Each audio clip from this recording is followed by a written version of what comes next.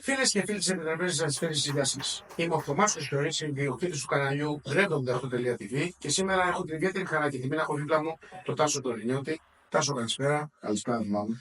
Ο Τάσος είναι διακεκριμένος Έλληνας αθλητής, ο οποίος είναι από τους πιο σημαντικούς και καταξιωμένους Έλληνες αθλητές στην επιτραπέζια της Φέρεση.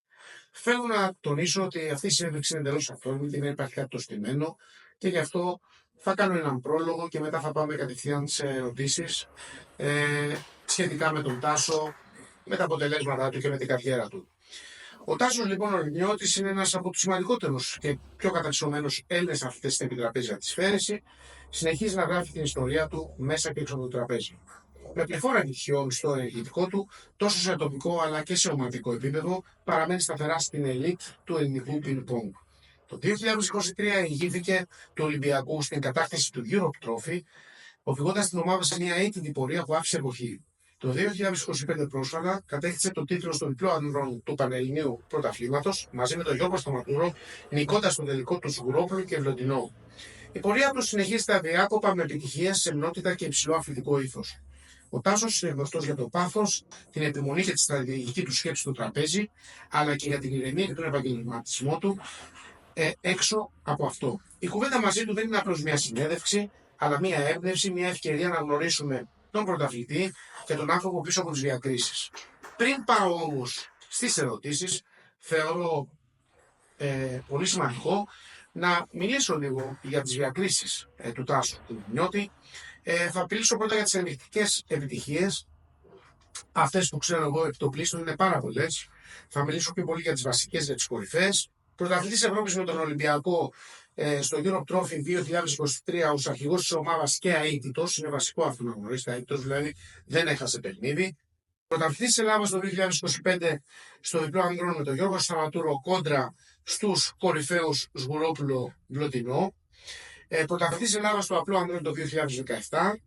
Φιναλίστ στο Πανελλήνιο απλό ανδρών το 2023 στο τελικό μαζί με το Σγουρόπουλο που έχασε 4-2. Στα πρωταθλήματα στον Ποφέπα μαζί με την ομάδα Actor κυριαρχεί στον χώρο των ανεξάρτητων και βετεράνων. Μακροχρόνιο μέλος της Εθνικής Ανδρών με πολλές συμμετοχές ευρωπαϊκές και διεθνείς διοργανώσεις. Συγγνώμη, Θωμά, να προσθέσω και πολλές φορές πρωταθλητής με τον Ολυμπιακό. Πάρα πολλές φορές. Βασικόνες. Όπως και κυπελούχος. Πολλές φορές με τον Ολυμπιακό. Παράληψή μου δεν τα γνωρίζω όλα. Όπως έχω πάρει και με αρκετές ομάδες εξωτερικά αρκετά πρωταθλήματα. Ναι. Βλέπετε, είναι αυτό που σας είπα, είναι αυθόρμητη συνέντευξη, δεν είναι κάτι στημένο και βεβαίως δεν τα γνωρίζω όλα. Και όταν κάνω και το λάθος, άνθρωπος είναι, συγχωρέστε με. Δεν έκανες κάποιο λάθος, Εγώ έκανα κάποια παράδειξη. Γνωστός λοιπόν για το μαχητικό του πνεύμα, τη σταθερή του αφοσίωση στον αθλητισμό, τη ψυχραιμία του σε κρίσιμους αγώνες και την ηγετική του παρουσία τόσο στο τραπέζι όσο και στα αποδυτήρια, αλλά και στον Ολυμπιακό. Πάμε λοιπόν στις ερωτήσεις. Ευχαριστώ για τα καλά λόγια. Να σε καλά. Πάμε λοιπόν στις ερωτήσεις. Πώς αισθάνθηκες, οι ερωτήσεις αφορούν στο πρώτο σκέλος, τις πρόσφατες επιτυχίες και τους τίτλους του Τάσου του Τωρινιώτη. Πώς αισθάνθηκες με την κατάκτηση του Πανελληνίου τίτλου στο διπλό μαζί με τον Γιώργο Σταματούρο? Είναι πάντοτε πάρα πολύ όμορφο συναίσθημα το να βγαίνεις πρώτος. Προετοιμαστήκαμε τον Γιώργο πάρα πολύ καλά. Ήμασταν σε καλή αγωνιστική κατάσταση και οι δύο και ήρθε το αποτέλεσμα που είδαμε.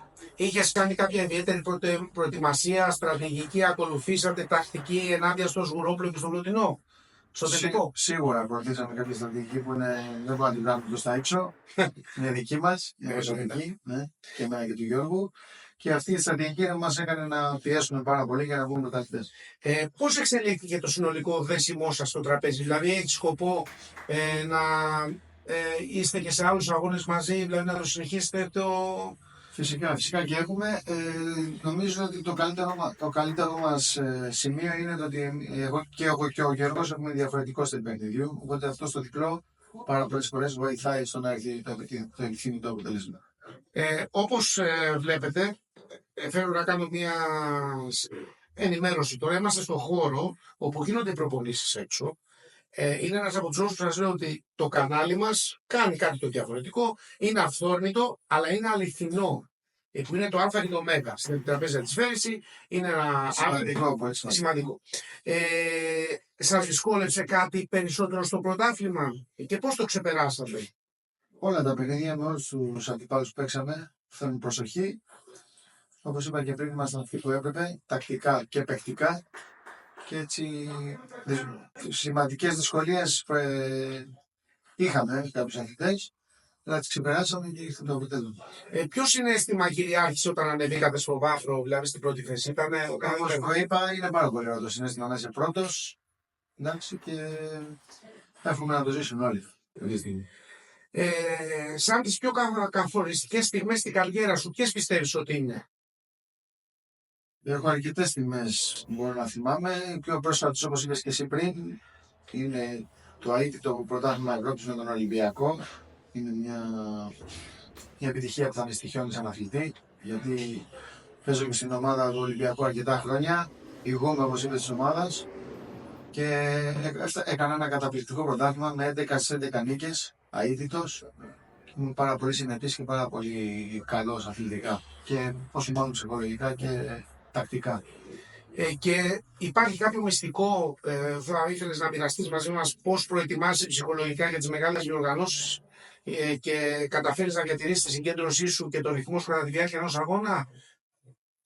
Το μυστικό νομίζω είναι η καλή προπόνηση, πάρα πολύ καλή προπόνηση, συγκεντρωμένη προπόνηση, όχι προπόνηση για να χτυπάμε τον μπαλάκι και να τελειώνουμε.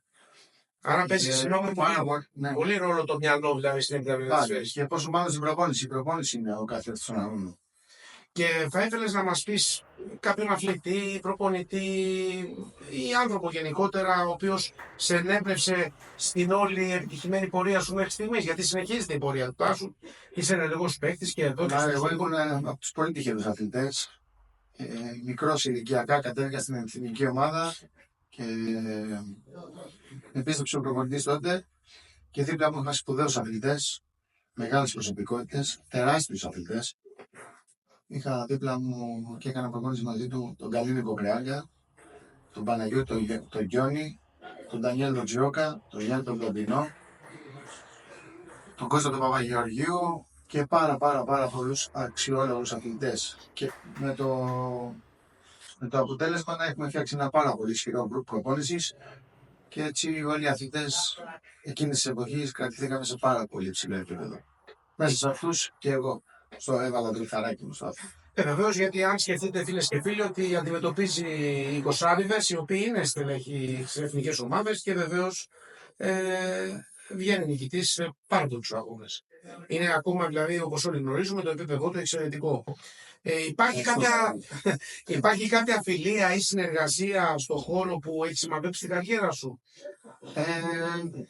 Με όλους τους αθλητές που προείπα ήμασταν και χρόνια και πάρα πολύ καλοί φίλοι. Τον Παναγιώτη τον Κιόνι έχουμε κοιμηθεί 1.000.000 φορές μαζί που λέει ο λόγος. Είμαστε πάρα πολύ φίλοι, είμαστε σαν αδέρφια τόσα χρόνια. Οπότε ήταν πολύ καλό το δέσιμο μεταξύ μας, όπως και μένει και στη συνέχεια της ζωής μας. Οπότε είναι σημαντική η ομάδα και το σύνολο σε ένα φαινομενικά ατομικό άθλημα. Ναι, άποψή μου, όπως είπα και πριν, όταν κατέβηκα στην Εθνική υπήρξε ένα πάρα πολύ ισχυρό γκρουπ, στο οποίο έπρεπε να φτάσει και σε πολύ ψηλό επίπεδο για να μπει στην ομάδα.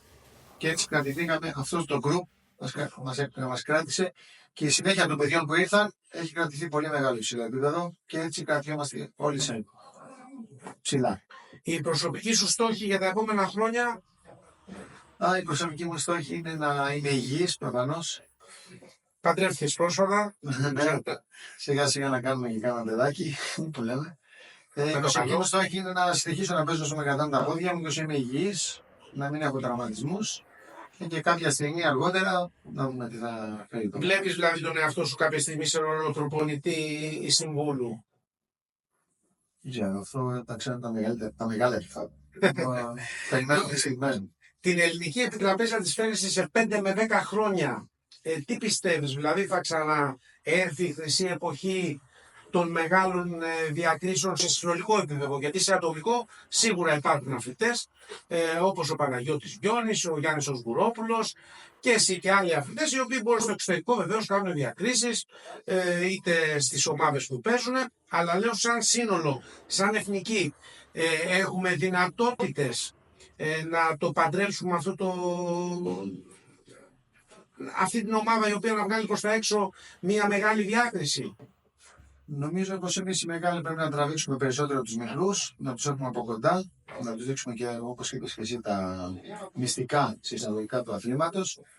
Πρέπει εκείνοι να μας πιστέψουν, να τους δώσουμε όραμα και μετά πρέπει να δουλέψουν οι μικροί, για τους μικρούς που μιλάμε τώρα, πάρα πολύ σκληρά για να φτάσουν στο επίπεδο, όπως είπες, ενός Παναγιώτη Γιώργου που έχει πάει 6 Ολυμπιάδες, έχει πάρει πόσα μετάλλια. Του Γιάννη του Σγουρόπουλου ή του Καλίνου του Κρυάγκα πιο παλιά και του Ντανιέλ του Σιώκα και του Γιάννη του Λοντινού, που έχουν αφήσει το στίγμα τους και το όνομά τους και την καριέρα τους στον αθλητισμό, στο πινκ-πονγκ. Ευελπιστώ ότι κάποια στιγμή θα υπάρξει πάλι ένα ανάλογο επιθυμητό αποτέλεσμα, αλλά το βλέπω λίγο δύσκολο για να μην ειλικρινώ. Τι συμβουλή θα έδινες σε έναν νέο αθλητή που ξεκινά σήμερα? Ξεκινάει το πινκ-πονγκ. Ναι, κάποιος αθλητής θέλει να ξεκινήσει το πινκ-πονγκ, νέος, του αρέσει το άθλημα, βλέπει εσένα, ταυτίζεται μαζί σου. Θα συμβούλευα όλα τα παιδιά που ξεκινούν προφανώς να κυνηγήσουν τα όνειρά τους, να είναι πάρα πολύ συγκεντρωμένοι, γιατί αυτό το άθλημα είναι πάντοτε στη λεπτομέρεια, όλα κρίνονται στη λεπτομέρεια και πρέπει να είσαι πάρα πολύ συγκεντρωμένος και πόσο μάλλον στην προπόνηση, ξαναλέω. Η προπόνηση είναι το πάνω. Και πιστεύεις ότι μπορεί να βρει ένα παιδί έμπνευση μέσα από αυτό το άθλημα? Φυσικά. Αυτό το άθλημα σε εμπνέει, έχεις μεγαλύτερη διάβγεια αργότερα στη ζωή σου, είσαι πάντα σε καλό επίπεδο σωματικά γιατί αθλείσαι. Και γρήγορση βέβαια. Και γρήγορση, αντανακλαστικά φυσικά. Ωραία. Και τελειώνοντας θέλω να ρωτήσω τι θα έλεγες σε κάποιον που δεν έχει γνωρίσει ακόμα τη μαγεία του αθλήματος και είναι ακόμα και στην ηλικία τη δικιά μου, πιο μεγάλος ή ακόμα πιο μεγάλος, δηλαδή και ακόμα και σε μεγαλύτερες ηλικίες, βετεράνος δηλαδή ουσιαστικά στον χώρο, ο οποίος σκέφτεται να ασχοληθεί. Τι θα έλεγε σε κάποιον που δεν έχει γνωρίσει τη μαγεία του αθλήματος?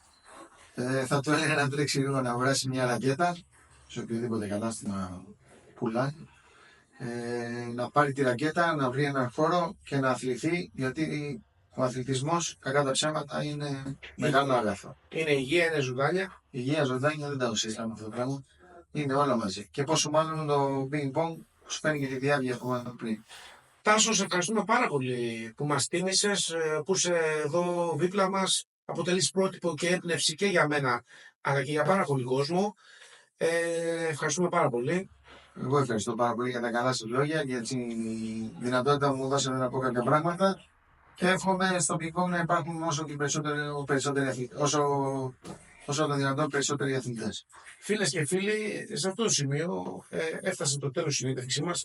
Ευχαριστούμε όλους εσάς που μας τιμήσατε, όλους εσάς οι οποίοι ανέχεστε και τις μεγάλες εισαγωγές του πάνω. Εύχομαι και άλλοι αθλητές να αγκαλιάσουν την ιδέα και να παραχωρήσουν συνεντεύξεις, τις οποίες θα παρουσιάσουμε με σεβασμό και με όμορφο τρόπο, αληθινό και αυθεντικό, σε όλους εσάς. Σας ευχαριστώ πάρα πολύ. Γεια σας. Thanks for subscribing and the overall support and love for our channel. Don't forget, you can always achieve your goals the Kuz way.